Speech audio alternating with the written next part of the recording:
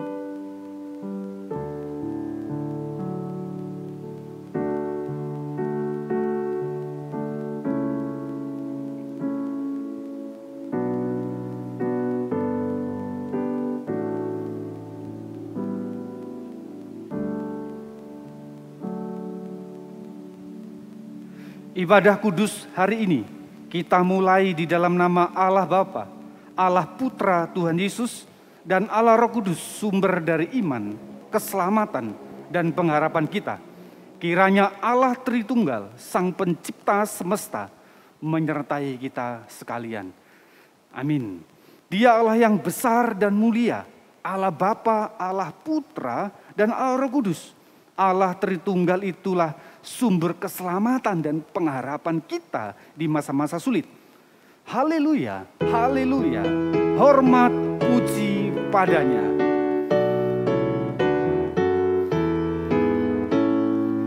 Haleluya, haleluya, hormat puji padanya.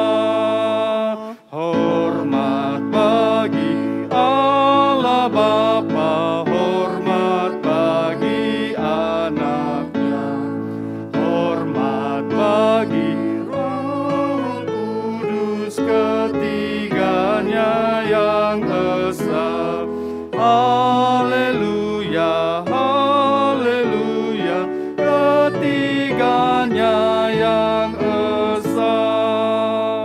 Hormat bagi anak Allah yang turun dalam dunia. Hormat bagi Raja Gereja, Juru Selamat manusia.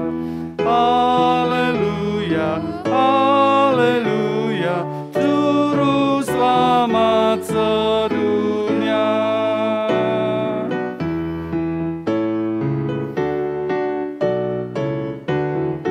Hormat puji,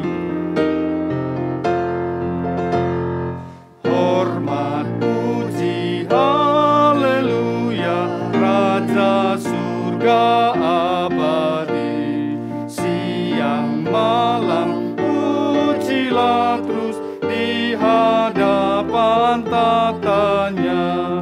Haleluya, haleluya, hormat puji padanya.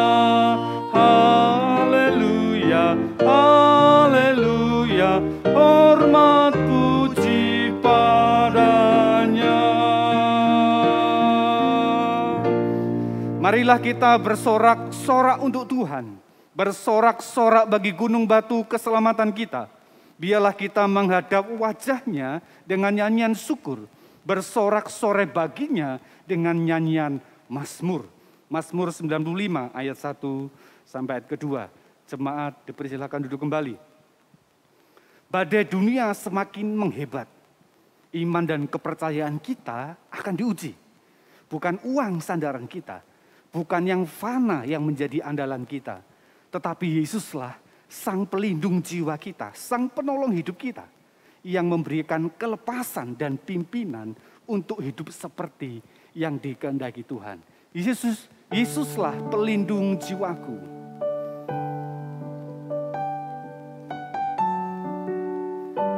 Jemaat, mari menyanyi, kita menyiapkan hati kita di hadapan Tuhan.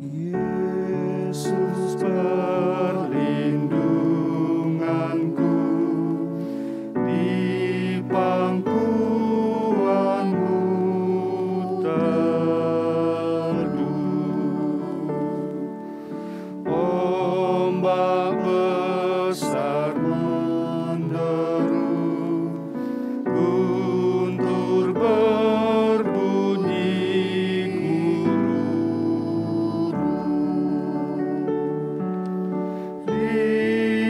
Lindungiku ya Tuhan, sampai ribut telah teduh. Selamat sampai berlabuh, ku dipimpin olehnya.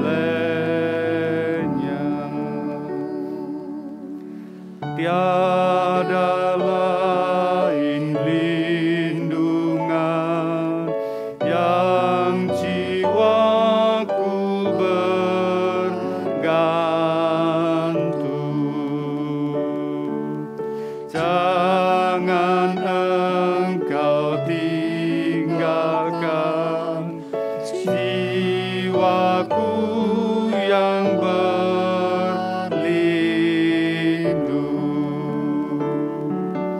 Ku berharap padamu,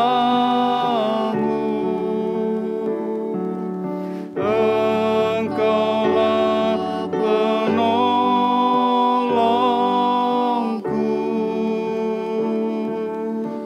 Jadi kekuatanku, menaungi diriku. Rahmat-Mu yang besar menutupi dosa dan kesalahanku. Rahmat-Mu yang terbesar menutupi dosaku.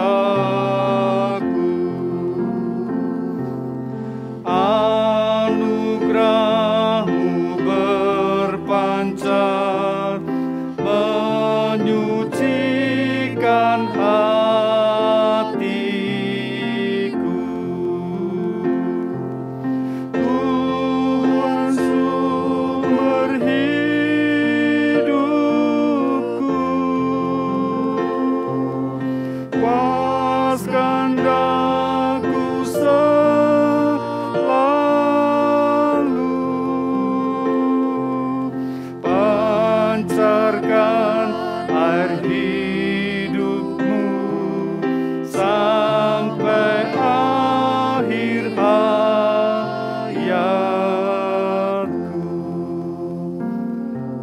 Jemaat yang terkasih di dalam Tuhan, mari kita ajak istri kita, suami kita, orang-orang yang sedang beribadah di rumah kita datang di hadapan Tuhan.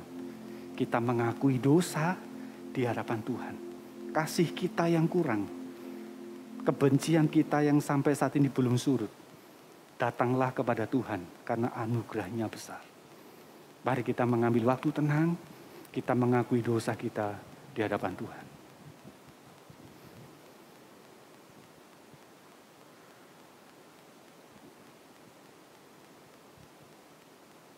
Anugerah-Mu sangat besar buat kami, Tuhan. Cinta-Mu sangat besar untuk hidup kami. Bahkan ketika kami ada di dalam kesalahan dan dosa, cinta dan kasih-Mu senantiasa terbuka untuk kami. Ampunilah kesalahan kami, ampunilah dosa-dosa kami.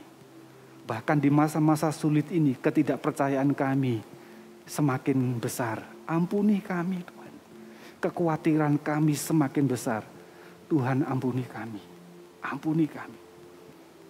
Biarlah kami selalu mempercayai-Mu sekalipun kami ada di dalam kekhawatiran. Biarlah kami senantiasa berharap kepada-Mu sekalipun kekhawatiran kami betul-betul menekan kami. Kami datang kepada-Mu. Kami memohon pengampunan dan kuduskanlah kami di dalam nama Yesus. Sehingga hati, tubuh dan pikiran kami disucikan oleh darah Kristus. Terima kasih Tuhan, terima kasih. Di dalam nama Tuhan Yesus kami sudah berdoa. Amin. Jemaat yang terkasih di dalam Tuhan, dengarkanlah berita anugerah yang terambil dari firman Tuhan 1 Yohanes pasal 1 ayat ke-9. Demikianlah firman Tuhan, jika kita mengaku dosa kita, maka Ia adalah setia dan adil, sehingga Ia akan mengampuni segala dosa kita dan menyucikan kita dari segala kejahatan. Kita disucikan dari kesalahan dan kejahatan kita. Itu anugerah yang besar dari Tuhan. Saya mengundang seluruh jemaat yang ada di rumah bangkit berdiri. Saya akan membacakan petunjuk hidup baru. Bapak, Ibu, saudara-saudara bisa ikut membacanya di rumah. Saya akan memimpin membaca petunjuk hidup baru. 1 Yohanes pasal kedua ayat 9 sampai ke 10.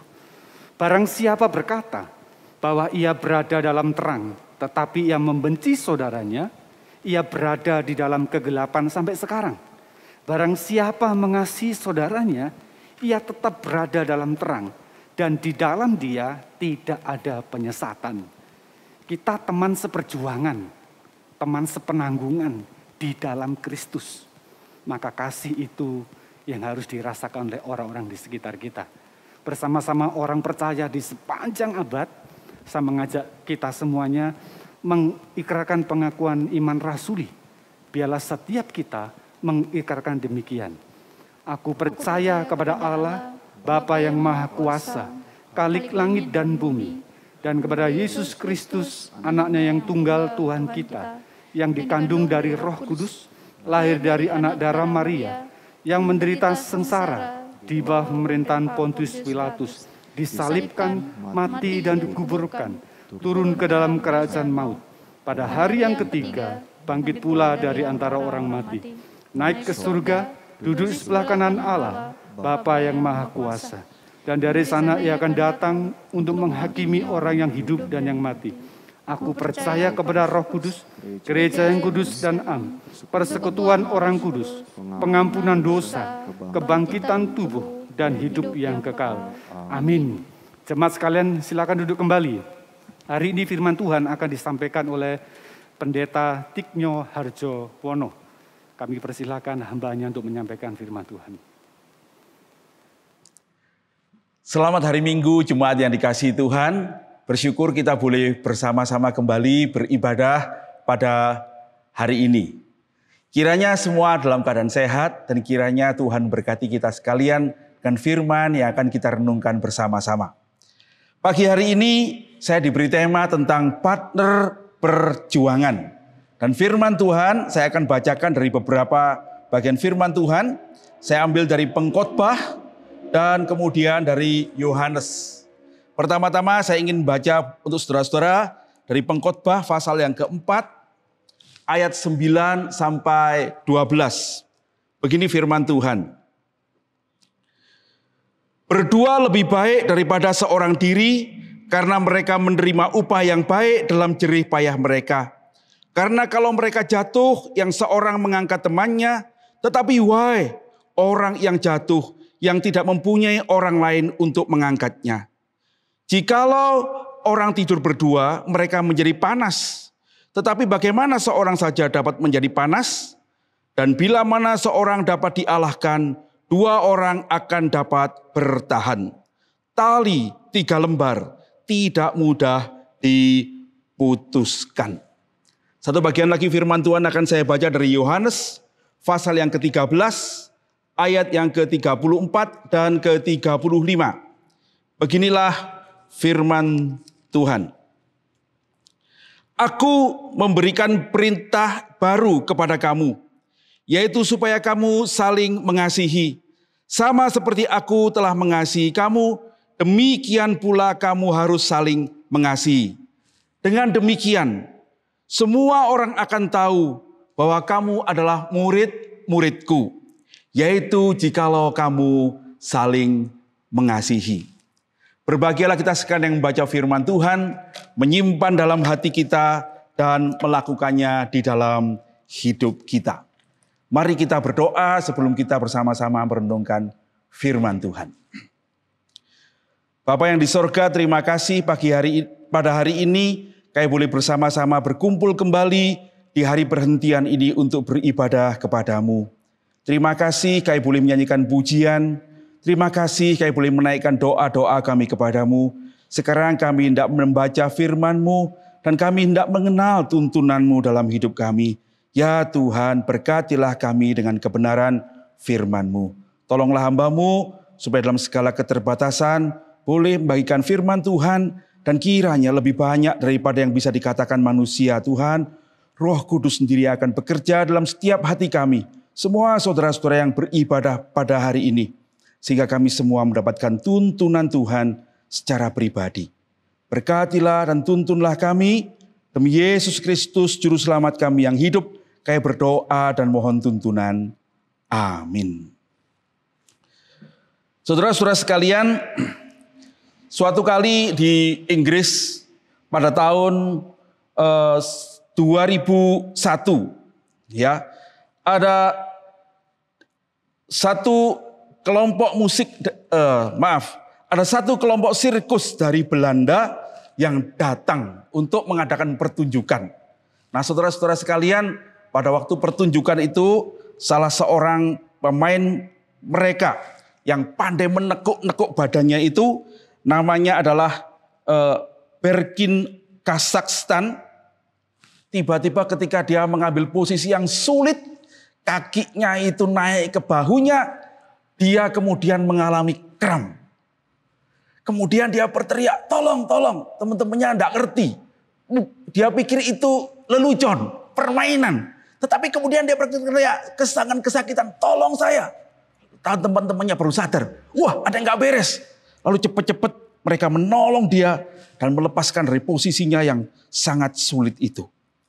Di dalam interviewnya, artis yang 21 tahun itu berkata, saya pikir saya mengalami kram itu karena saya kurang pemanasan. Tetapi dalam keadaan yang menakutkan itu sungguh beruntung. Saya mempunyai teman-teman yang memperhatikan aku. Mereka menolong aku.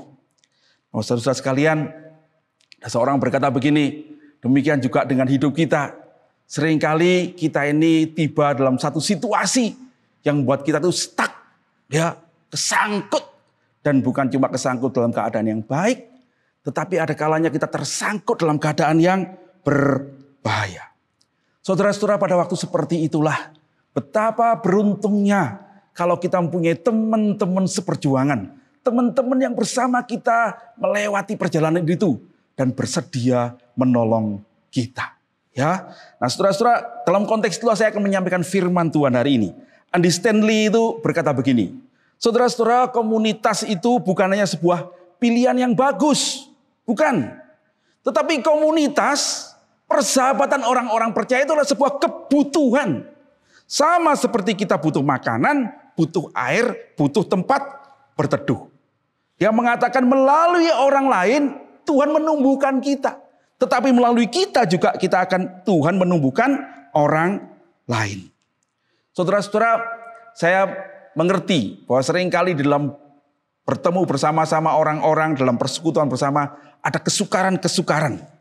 Tetapi saudara-saudara, kita mesti menyadari bahwa kesukaran itu selalu timbul di dalam setiap makhluk hidup. Dan kita tahu gereja itu bukanlah sebuah organisasi, tapi sebuah organisme. Tuhan Yesus mengatakan kita adalah tubuh Kristus yang hidup.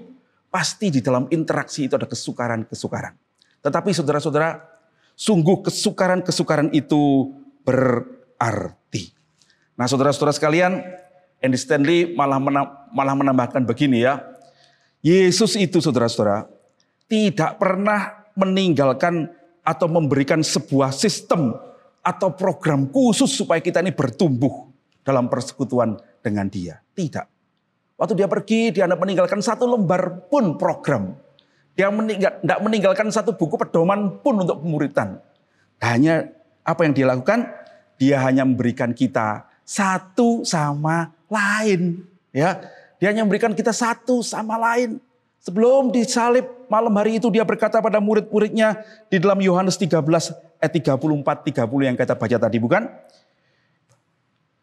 Kamu harus saling mengasihi. Itu adalah perintah baru kepada kamu. Sama seperti aku mengasihi kamu, kamu juga harus saling mengasihi. Di dalam mengasihi satu sama lain, di dalam bersekutu menjadi sahabat rohani, itulah kamu akan menyatakan pada dunia, kamu itu adalah murid-muridku. Kamu bertumbuh menjadi murid. Bukan dengan program yang lain, saudara-saudara. Tetapi bertumbuh menjadi murid ketika kamu saling mengasihi.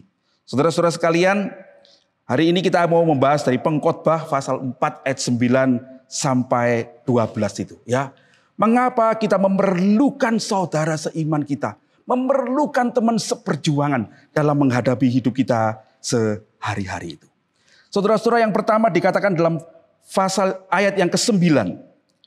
Berdua lebih baik daripada seorang diri, karena mereka menerima upah yang baik dalam jerih payah mereka. Saudara-saudara, kita membutuhkan teman seperjuangan. Kita membutuhkan sahabat rohani. Orang yang mau bersama-sama kita berjuang mengasihi Tuhan. Karena kita tahu ada banyak hal kita tidak bisa melakukannya dengan kekuatan kita sendiri. Persahabatan, pertolongan itu akan menolong kita untuk melakukan sesuatu yang lebih baik. Andy Stanley itu ya, sekali lagi saya mengutip dia dalam buku kecilnya itu tentang komunitas. Dia berkata, hidup itu lebih baik dengan sesama. Karena orang-orang yang hidup bersama itu akan melangkah lebih jauh, lebih kuat, lebih cepat. Saudara-saudara, Tuhan Yesus menceritakan suatu kali,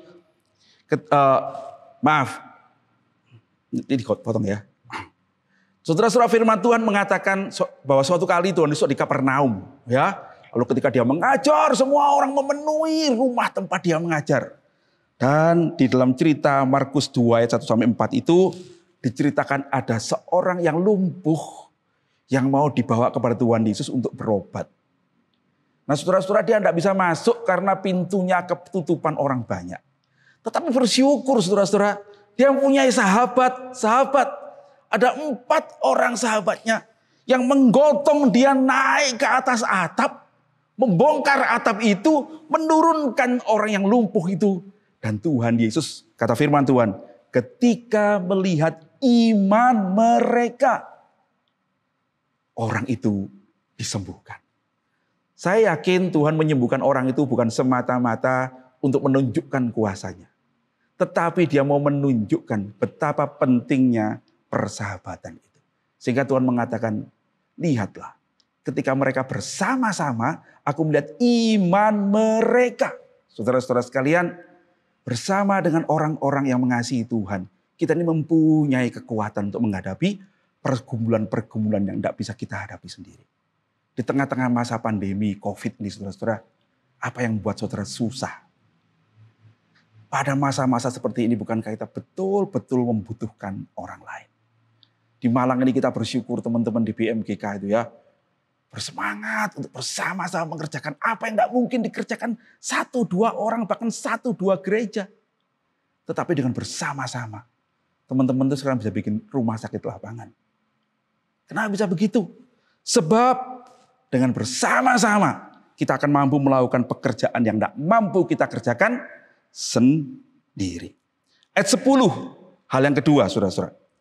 Dikatakan begini, karena kalau mereka jatuh, yang seorang dapat mengangkat temannya. Tetapi wahai orang yang jatuh, yang tidak mempunyai orang lain untuk mengangkatnya. Saudara-saudara sekalian, kita membutuhkan sahabat karena kita tahu kita ini bisa jatuh. Tidak ada seorang pun di antara kita yang sempurna. kita mempunyai kelemahan. Dan di tengah-tengah perjalanan kehidupan yang tidak mudah ini, sesungguhnya betapa mudahnya kita jatuh. Berbahagialah orang yang kalau jatuh itu mempunyai sahabat-sahabat yang akan menolong dia untuk bangkit kembali. Saudara-saudara, saya tidak tahu saudara pernah punya pengalaman untuk yang sulit, pernah punya pengalaman yang sudah membutuhkan orang, dan saudara menelpon sahabatmu. Saudara-saudara, katanya sahabat yang baik itu adalah orang yang kalau ditelepon jam 2 malam itu bukan jawab ini, kenapa kamu? Gitu ya. Tetapi orang yang menjawab, ada di mana kamu? Sementara dia langsung pakai baju, ganti baju untuk mengatasi permasalahan kita. Saudara-saudara sekalian, kita membutuhkan sahabat. Ya, kalau kita tidak mempunyai hubungan yang baik dengan orang-orang percaya yang seiman dalam Tuhan, bagaimana kita menemukan sahabat itu? Ya, sahabat itu. Saudara-saudara, ada seorang itu menyindir begini ya.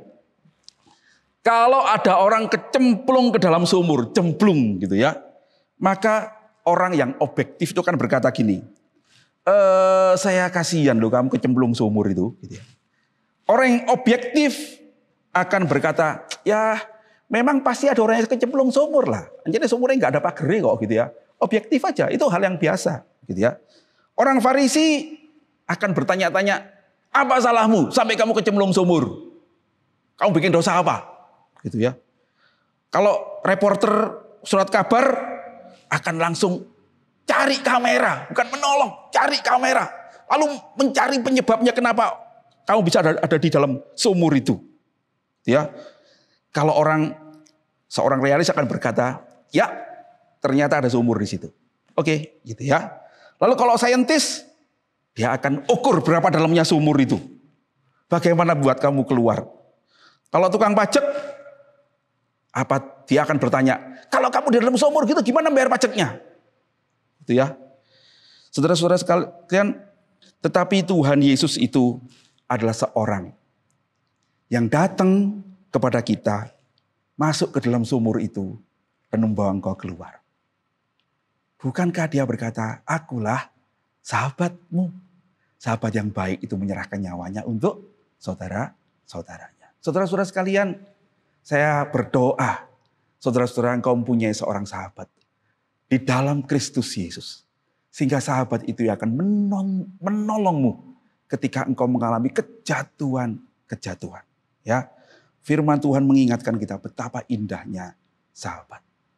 Kalau saudara punya sahabat seperti itu hari ini ya, sementara saudara beribadah, saudara ingat nama 1-2 orang. Saudara-saudara bersyukurlah untuk dia.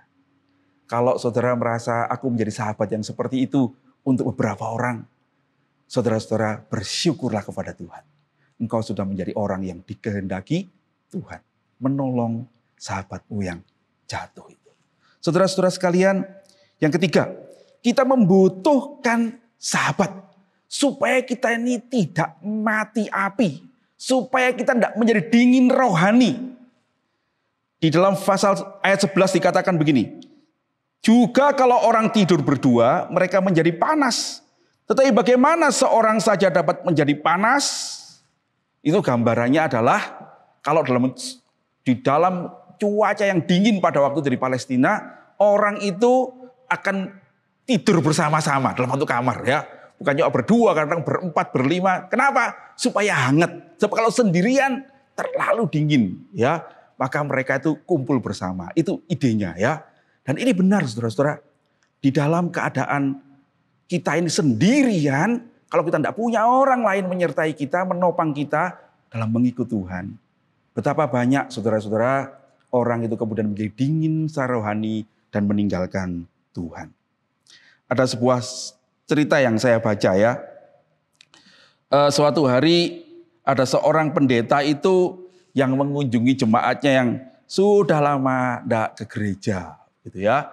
Nah itu musim dingin dan kemudian dia masuk, ini katanya di Amerika ya, dan kemudian dia duduk di situ di perapian dan dia mulai cerita mengajak jemaatnya untuk kembali ke gereja.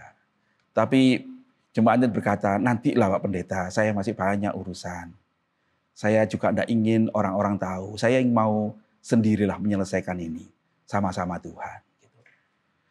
Pak pendetanya itu terdiam, tapi kemudian dia mengambil sepit bara yang ada dekat perapian itu ya. Dan dia mengambil satu bara yang paling terang di tengah-tengah perapian itu. Dan dia menariknya keluar dari tungku perapian itu. Orang yang punya rumah itu memandang, dia tidak ngerti maksudnya apa. Tetapi kemudian dia melihat sesaat saja bara yang begitu menyala besar itu, ketika keluar di perapian itu dan dilepaskan dari tungkunya, sebentar aja dia lalu memudar, hampir mati. Tapi sebelum mati, pendeta itu kemudian mengambil cepit itu dan melemparnya kembali ke tengah-tengah perbaraan itu. Dan kemudian bara itu mulai merah lagi. Jemaat itu berkata, baiklah Pak Pendeta, hari Minggu saya akan datang. Hari Minggu saya akan datang. Ini benar saudara-saudara. Kita mungkin merasa, saya enggak perlu orang lain kok. Yang perlu sama Tuhan. Betul enggak sih? Enggak ya. Selama engkau menjadi dirimu sendiri, mungkin kau berkata, saya kan bisa baca Alkitab loh Pak Pendeta. Ya toh? Saya bisa baca tafsiran. Saya bisa mengikuti acara-acara TV yang bagus-bagus. Saya mungkin sekolah teologi. Apakah itu cukup membuat engkau menjadi murid yang dikehendaki Tuhan Yesus? Tidak, saudara-saudara. Tuhan Yesus mengatakan, aku memberikan perintah yang baru kepada kamu supaya kamu saling mengasihi. Dan dunia akan tahu kamu murid-muridku jika kamu saling mengasihi. Saling itu tidak bisa sendiri, saudara-saudara. Saling itu sama-sama orang lain. Kita bertumbuh bukan karena baca Alkitab, bukan karena sekolah teologi, tetapi kita bertumbuh itu ketika kita bersama-sama dengan saudara-saudara seiman melakukan firman Tuhan, menggumulkan pelayanan-pelayanan kita, melakukan misi bersama, bersaksi bagi Tuhan. Pada waktu itulah firman Tuhan itu menjadi hidup di dalam hidup kita. Kita bukan jadi pendengar firman, tapi pelaku firman. Dan kalau saudara bilang gini, tapi kan saya sudah melakukan firman Tuhan toh. Itu saya PI ke orang. Saudara dengarkanlah perintah Tuhan Yesus. Kalau itu adalah firman Tuhan bagimu, Tuhan berkata, kasihilah satu dengan yang lain. Saudara-saudara, di samping bersekutu, memerlukan keluarga, memerlukan persahabatan rohani itu adalah kebutuhan kita. Kita mesti menghayatinya itulah perintah Tuhan. Supaya kesaksian gereja itu bukan dilakukan pribadi dengan pribadi. Tetapi sebagai satu tubuh Kristus, kita menyatakan kasih Allah pada dunia. Nah saudara-saudara sekalian, kita harus menyadari hal itu. Dan Tuhan tahu kalau kita sendiri, kita akan padam. Sebab itu dia berkata, engkau mesti punya sahabat. Engkau mesti saling mengasihi. Engkau mesti menjadi satu sama seperti aku dan Bapa adalah satu. Saudara-saudara, yang terakhir di dalam pasal yang ke-12 itu, ayat yang ke-12 itu, Salomo pengkhotbah ini mengatakan begini, dan bila mana seorang dapat dialahkan, dua orang akan dapat bertahan. Tali 3 lembar tidak mudah diputuskan. Kita membutuhkan sahabat, saudara-saudara, membutuhkan teman-teman seperjuangan. Karena seringkali masalah kita itu mengalahkan kita. Di bagian A dikatakan, bila mana seorang dapat dikalahkan, dua orang bisa bertahan. Sahabat itu membuat saya tidak terkalahkan. Saudara-saudara, kemarin beberapa waktu yang lalu ya, saya ngomong-ngomong, kami ada pertemuan dengan Zoom, dengan teman-teman dulu waktu sama-sama masih sekolah, masih kuliah ya, sampai teman-teman perkantas gitu ya, dengan pembimbing. Dan berdiskusi tentang Nuh. Salah satu yang menarik dari Nuh adalah, Nuh itu bersama dengan 3 anaknya, istrinya, dan 3 menantunya menghadapi seluruh dunia. Saudara-saudara, Nuh itu sendirian menghadapi seluruh dunia itu. Dia membuat bahtera di gunung. Orang tanya, ngapain Nuh bikin bahtera? Buat apa? Nanti ada banjir. Banjir itu apa? Nanti akan ada hujan. Hujan itu apa? Saudara-saudara, pada zaman Nuh itu belum pernah ada hujan ya. Saudara baca Alkitab, nanti akan tahu. Karena itu Nuh itu ditertawakan saudara-saudara. Tetapi dalam imannya kepada Tuhan, karena Nuh ini bergaul erat dengan Allah, dia percaya dan dia melakukan firman Tuhan. Berapa lama Bahtera itu dibangun? Ada yang bilang 100 tahun lebih. Ya. Dengan siapa dia membangun? Nah ini dia. Ya. Dia mempunyai sahabat-sahabat rohani. Yaitu siapa? Istrinya, anak-anaknya, dan menantunya. Saudara-saudara, saya bisa berpikir gini ya. Anaknya kok enggak protes ya. Kalau dia berpikir bapakku ini gendeng ini. Bikin perahu kok di atas gunung. Gitu. Kalau bikin perahu ya di pinggir pantai lah. Gimana bawa perahunya ke pantai nanti gitu. Tetapi ketika Nuh percaya kepada Tuhan, rupanya iman itu juga ada pada anak-anaknya, pada istrinya, pada menantunya. Sehingga ketika semua orang mengolok-olok dia, saudara-saudara, 7 orang itu menjadi sahabat rohani bagi Nuh untuk berjalan tetap mengerjakan apa yang Tuhan kehendaki dalam hidupnya. Dan ini menarik, dia menang. Saudara-saudara sekalian, saya yakin itu maksud Tuhan. Ya, Tuhan tidak membiarkan Nuh sendirian. Dia mempunyai sedikit orang, tetapi itu sahabat rohani yang sama-sama percaya pada Tuhan. Dan mereka menghadapi tantangan yang begitu besar seluruh dunia, saudara-saudara. Tetapi dengan tekun, dengan percaya, dan Tuhan memberkati mereka. Saudara-saudara, jadi bagaimana? Saudara-saudara, di akhir ayat yang ke-12 dikatakan, begini. Tali 3 lembar tak mudah diputuskan. Ini seringkali disampaikan dalam pernikahan ya kadang-kadang ya. Suami istri 3 itu siapa? Tuhan di tengah-tengahnya. Saya juga percaya begitu saudara-saudara ya. Tetapi ini mungkin bukan untuk suami istri, tapi untuk kita semua. Kalau kita bersahabat, kalau kita berjuang bersama-sama melakukan firman Tuhan, dan Tuhan ada di tengah-tengah kita, menjadi sahabat di dalam persekutuan kita itu, maka kita tidak akan gampang diputuskan. Saudara, saya mau menutup dengan cerita dari Bapak Pendeta Edward Skidmore. Ya, Pak Edward Skidmore ini menulis satu artikel, dia menulis begini ya. Saya tuh membaca ada seorang pastor, seorang pendeta yang mau mengadakan, setelah dia mengadakan studi dengan gerejanya, kemudian dia mau mengadakan percobaan yang sungguh dengan jemaatnya sendiri ya. Dia kemudian membuat daftar dari 12 orang yang baru saja dibaptis di gerejanya setelah katekisasi. Dia memimpin katekisasi itu dan dia membaptis mereka, dan kemudian setelah dibaptis 12 orang ini dia ajak, ayo makan ke rumahku. Ya saudara-saudara, kalau di sana, kalau saudara diundang makan pendetamu bagaimana? Seneng enggak? Wah ya, mereka senang sekali ya. Mereka pergi ke sana dan Pak Skidmore dan pendeta ini, kata Pak Skidmore, dengan bersama dengan istrinya, menjamu 12 orang ini dengan makan malam bersama. Setelah makan malam bersama, dia kemudian bertanya pada mereka, kamu mau enggak aku memperkirakan apa yang akan terjadi pada kalian kira-kira 3 tahun lagi. Wah, semua orang bikin, bikin ramalan apa ini gitu ya. Tapi mereka pengen tahu, boleh. Kami pengen tahu, menurut kamu, menurut Bapak, bagaimana keadaan kita 3-4 tahun lagi. Lalu dia berkata, saya berdasarkan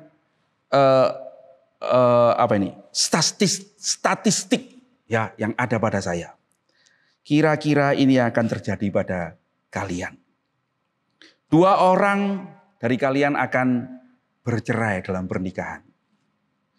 Dan karena itu kamu akan merasa malu dan kamu akan meninggalkan gereja. 3 orang lagi akan menghadapi konflik dengan orang-orang di gereja. Ya, ada pertengkaran di antara kalian sendiri, ada konflik di gereja kita, lalu kalian akan pergi meninggalkan gereja. Satu orang akan mengalami masalah besar, tragedi dalam hidupnya. Entah kehilangan suami, kehilangan istri, mengalami kesedihan yang besar. Dan karena itu dia akan meninggalkan gereja. Dua orang lagi dari kalian akan mengalami masalah dalam masalah moral. Entah menipu, entah korupsi, entah berzina. Lalu kalian malu dan kalian akan meninggalkan gereja. 2 dari 4 orang yang ketinggalan akan jadi suam. Ya, tidak niat lagi gereja karena hal-hal yang lain. Tidak tahu ada masalah apa, tetapi jadi males segereja. Ya, tidak tertarik ke gereja, males. Sehingga hanya akan tersisa 2 orang. 1 orang akan bergereja di gereja lain, pindah. 1 orang akan tetap bergereja di sini. 12 orang itu mendengarkan dengan bengong. Masa itu bisa terjadi pada kita? Pendeta itu berkata, ya, statistik berkata begitu. 1 orang kemudian bertanya, lalu bagaimana kita bisa menolong gereja supaya kita semua tidak kehilangan teman? Tidak terjadi seperti itu. Pendeta itu menunggu-nunggu pertanyaan itu ya. Dan dikatakan, dia berkata, kamu bisa bersama-sama. Jadilah sahabat rohani. Dan bertekadlah bahwa tidak ada seorang pun yang kalian izinkan untuk keluar dari persahabatanmu ini. Saudara-saudara sekalian, katanya orang-orang asing yang baru ketemu karena baptis itu kemudian mengambil tekad untuk bersama-sama. Mereka membangun persahabatan dalam kelompok kecil, belajar bersama-sama. Mereka ada yang betul mengalami kesulitan dalam pernikahan, mereka berjuang bersama-sama mengatasinya. Ada yang mau jatuh dalam masalah-masalah moral, ditolong bersama-sama. Ada yang mulai malas, ditarik kembali bersama-sama. Dan kemudian setelah 4 tahun, mereka berkumpul sendiri. Dan mengundang pendeta itu. Berapa orang yang berkumpul, saudara-saudara? 11 orang. 4 tahun itu. Mereka memang kehilangan. Tetapi kehilangan 1 orang saja. Saya tahu, saudara, kita bukan gereja yang sempurna. Tapi adalah benar kebenaran ini. Iblis itu adalah musuh kita. Dia akan berusaha menghancurkan gereja Tuhan. Bagaimana nasihat Tuhan? Engkau harus saling mengasihi. Engkau mesti menjadi teman, menjadi sahabat bagi saudaramu. Akhirnya teman-teman, barangkali saudara berkata, lalu siapa yang mau jadi teman saya? Saya kasih tahu ya, kalau engkau mencari keluar rumahmu dan engkau mencari teman, mencari sahabat, engkau tidak akan pernah menemukannya. Tapi keluarlah dan jadilah sahabat buat orang lain. Punyailah inisiatif untuk menolong saudara yang membutuhkan pertolongan. Dan kau akan menemukan sahabat itu ada di mana-mana. Disediakan Tuhan bagimu supaya ia boleh menjadikanmu bertumbuh menjadi muridnya, memuliakan namanya. Mari kita berdoa. Terima kasih Tuhan. Kami boleh dinasihati oleh firman-Mu bagaimana kami mesti hidup sebagai murid-murid-Mu. Tolonglah kami supaya kami percaya dan menaruh iman kami kepadamu dan kami berjalan menurut nasihat firman-Mu. Berkati jemaat-Mu Tuhan, berkati GKT, berkati kami semua.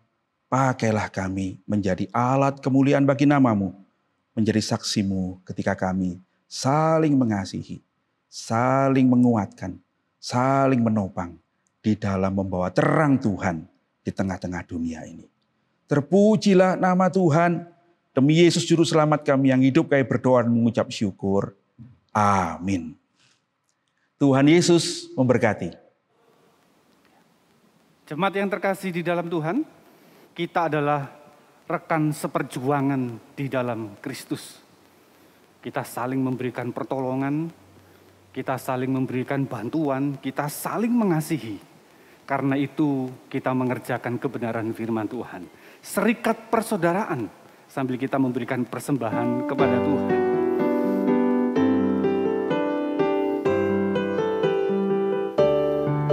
Serikat persaudaraan berdirilah teguh, sempurnakan persatuan di dalam Tuhanmu. Bersama-sama majulah, dikuatkan iman, hidup damai sejahtera di dalam kasih-Nya.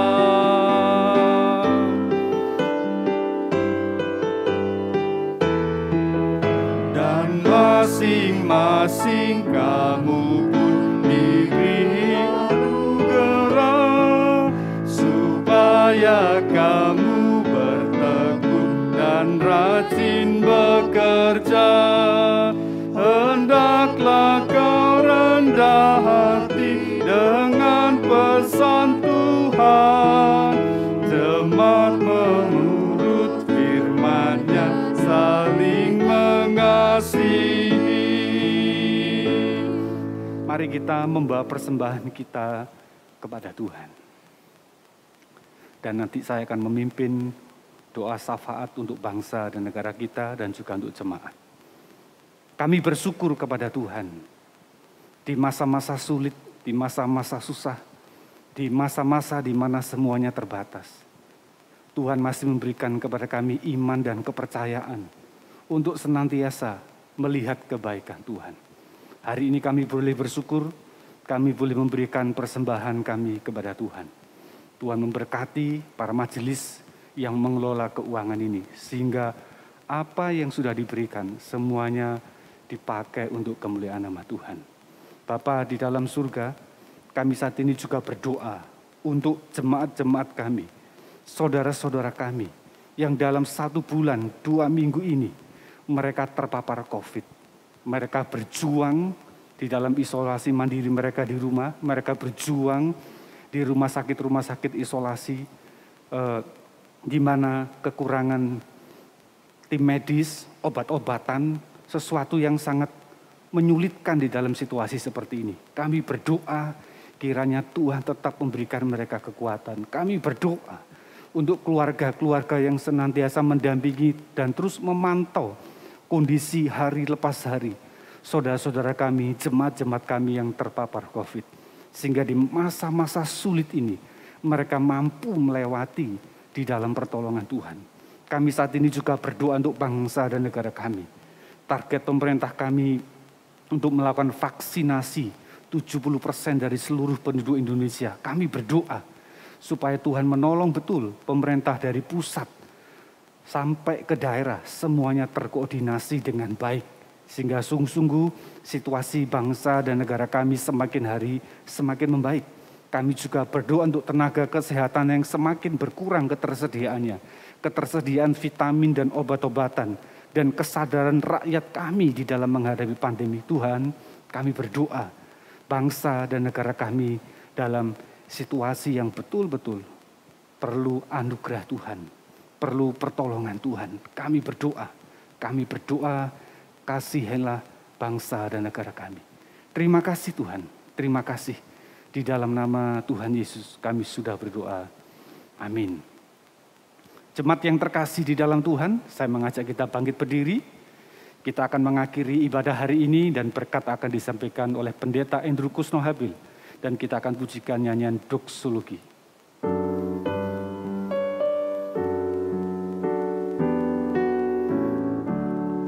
Puji Allah sumber berkat, pujilah Dia makhluk di bumi, pujilah Dia malah di surga, pujilah Bapa, Putra, Roh Kudus.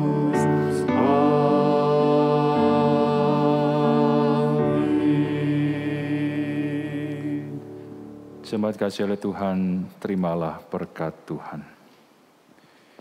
Kiranya kasih karunia, damai sejahtera, penghiburan, hikmat dan kekuatan dari Allah Bapa, Putra, dan Roh Kudus memampukan engkau untuk hidup sebagai kesatuan tubuh Kristus yang saling menopang untuk bagi kemuliaan nama Tuhan mulai saat ini sampai selama-lamanya.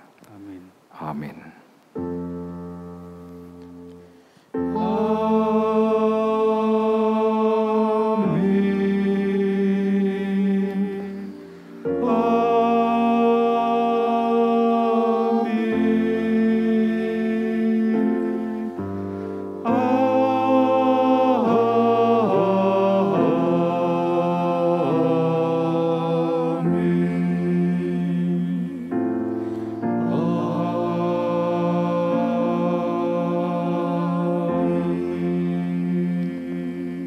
Saat ibadah selesai, Tuhan Yesus memberkati. Selamat hidup dengan topangan dan dukungan dari Tuhan.